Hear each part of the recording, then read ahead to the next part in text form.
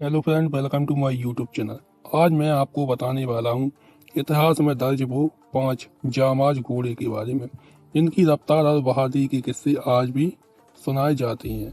Video को जानने के लिए वीडियो के अंत तक बने रहे।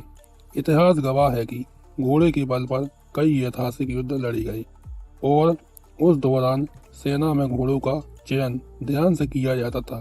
तेज रफ्तार और बहादुरी घोड़ों की नस्ल वाले घोड़ों की सही प्रशिक्षण के साथ लड़ाई में शामिल किया जाता था।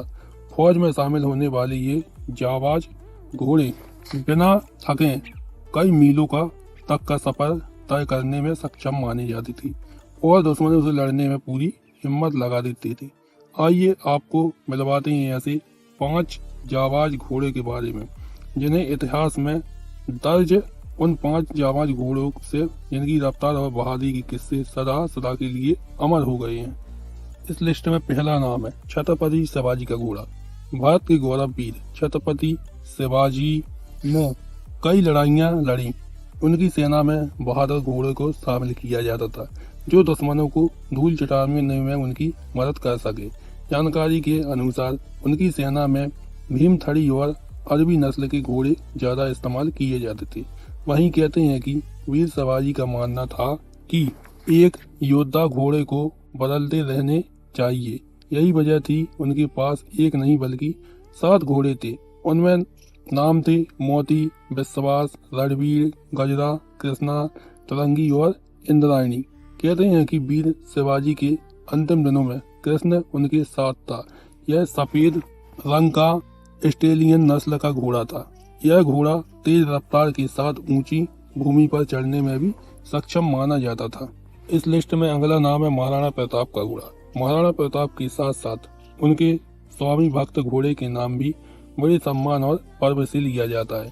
उनके घोड़े का नाम था चेतक। कहते हैं कि चेतक की रफ्तार देख दुश्मन सेना की आंख फटी की फटी रह जाती थी। बता दें कि चेतक ईरानी मूल का था और महाराणा प्रताप का सबसे प्रिय घोड़ा।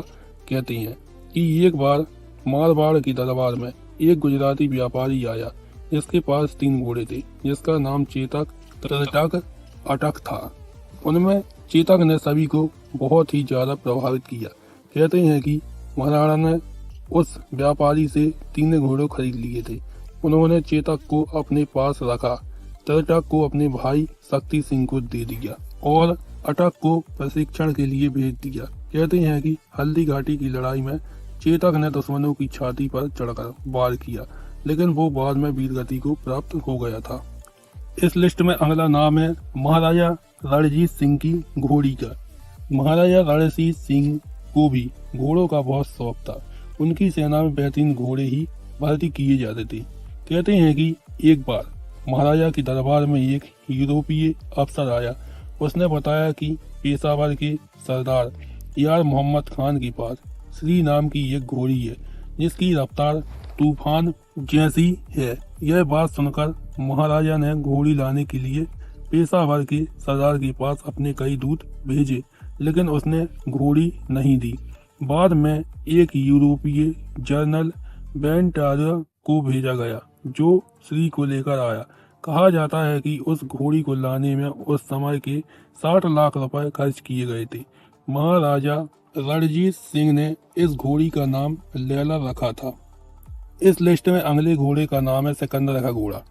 कहते हैं कि सिकंदर मैसेडोनिया से ईरान के रौंदता भारत की सीमा में दाखिल हुआ था। उसने यह लंबा सफर अपने प्रिय घोड़ा वेगफल्स के साथ सफर तय किया था। माना जाता है कि जब सिकंदर 13 वर्ष का था तब उसने यह घोड़ा मैसेडोनिया के एक व्यापारी से खरीदा था।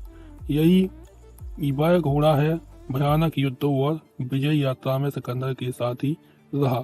यह घोड़ा उस वक्त भी सिकंदर के साथ था जब सिकंदर की पोरस के संग लड़ाई हुई थी। इस लिस्ट में अगला नाम है रानी लक्ष्मीबाई का घोड़ा। रानी लक्ष्मीबाई के पास 3 घोड़े थे। एक का नाम था सारंगी, दूसरे का नाम पवन था और तीसरे का नाम था बादल। कहते हैं कि रानी लक्ष्मीबाई अपने घोड़े पर बैठकर किले की 100 फीट ऊंची दीवार को पार कर गई थी। कहा जाता है कि वो घोड़ा बादल था। इस तथ्य से पता लगाया जा सकता है उनका घोड़ा कितना बहादुर था। अगर आपको मेरा वीडियो अच्छा लगा हो तो वीडियो को लाइक कीजिए, चैनल को सब्सक्राइब कीजिए और वीडियो को ज्यादा से ज्यादा शेयर कीजिए। Subscribe now and press the bell icon. Never miss an update.